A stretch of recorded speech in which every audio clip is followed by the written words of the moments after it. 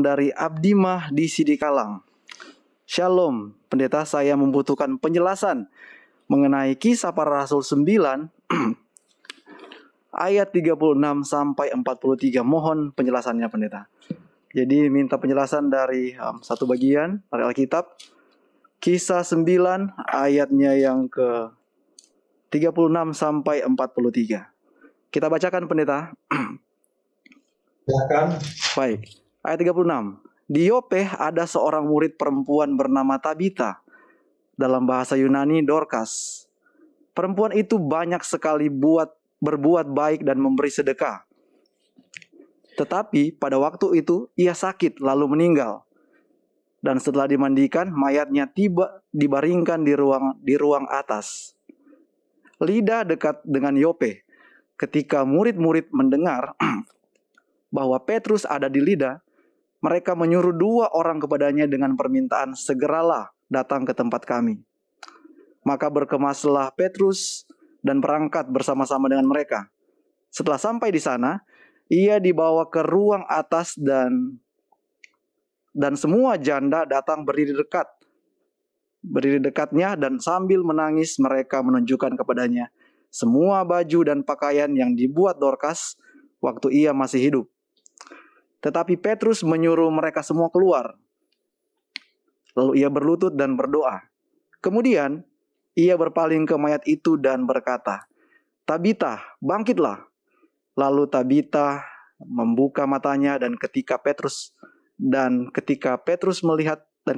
melihat Petrus, ia bangun lalu duduk. Petrus memegang tangannya dan membantu dia berdiri. Kemudian ia memanggil orang-orang kudus beserta janda-janda, lalu menunjukkan kepada mereka bahwa perempuan itu hidup. Ayat 42, peristiwa itu tersiar di seluruh Yope dan banyak orang menjadi percaya kepada Tuhan. Demikian, Pak Pendeta. Oh, ada lagi ayat terakhir. Ada ayat 23, Pendeta. Kemudian daripada itu Petrus tinggal beberapa hari di Yope di rumah seorang yang bernama Simon, seorang penyamak kulit. Demikian, Pendeta. Terima kasih. Ini adalah cerita yang betul-betul terjadi. Ini bukan kebangkitan rohani atau berupa sebuah perlambangan. Dan ini betul-betul Dorcas atau Tabita itu adalah suatu sosok atau tokoh yang betul-betul ada pada saat itu. Lalu kemudian banyak orang yang datang kepadanya karena dia suka menolong menjahitkan pakaian kepada ibu-ibu yang ada di sekitarnya, dan dia sakit lalu kemudian dia meninggal. Ya, perlu diketahui bahwa kitab Kisah Para Rasul ini ditulis oleh Lukas. Jadi Lukas menulis Injil Lukas dan juga kitab Kisah Para Rasul.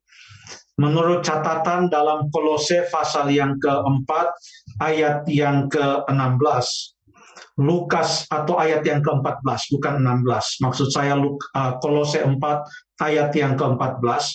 Lukas itu adalah seorang tabib. Istilahnya dia adalah seorang physician. Dia seorang dokter.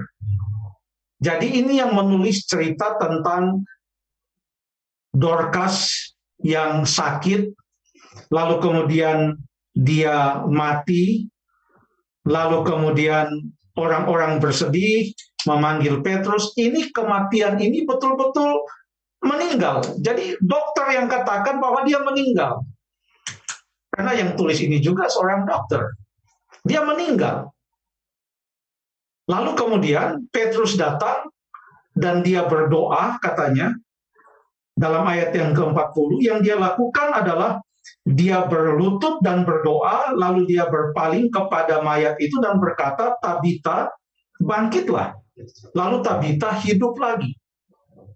Dan ini terjadi, sudah mati, lalu dia hidup lagi.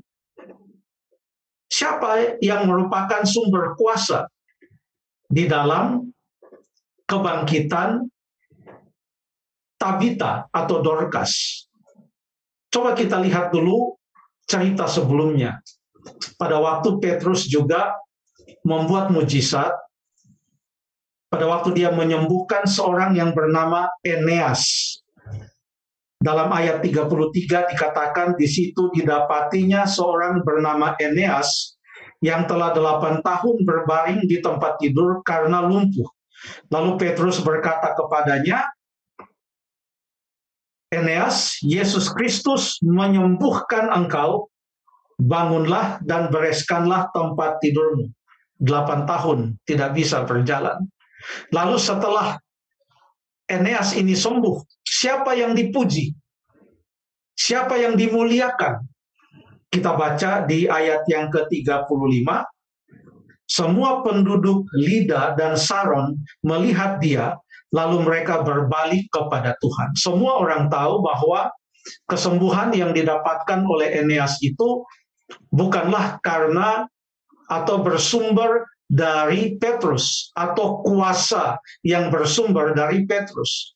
Mereka tahu itu adalah kuasa Tuhan. Makanya Petrus juga berkata di dalam ayat yang ke-34, Yesus Kristus menyembuhkan engkau.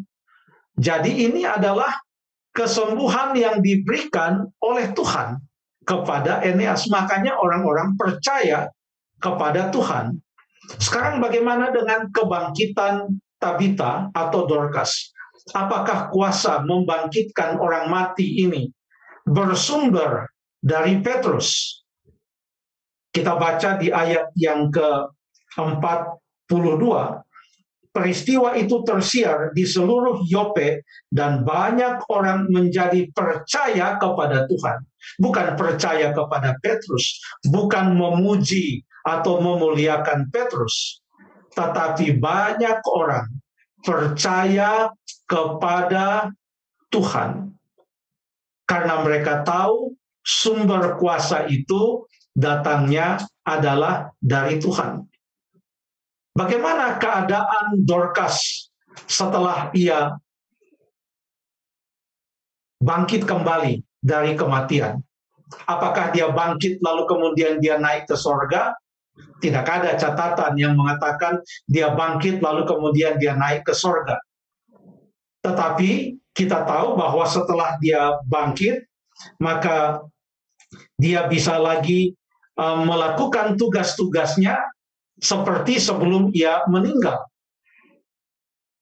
Jadi, kalau kita baca dengan teliti apa yang Alkitab katakan, bahwa kebangkitan dari antara kematian, kebangkitan dari kematian, di mana yang bangkit itu mempunyai tubuh yang baka, yang tidak bisa mati, itu akan terjadi kapan?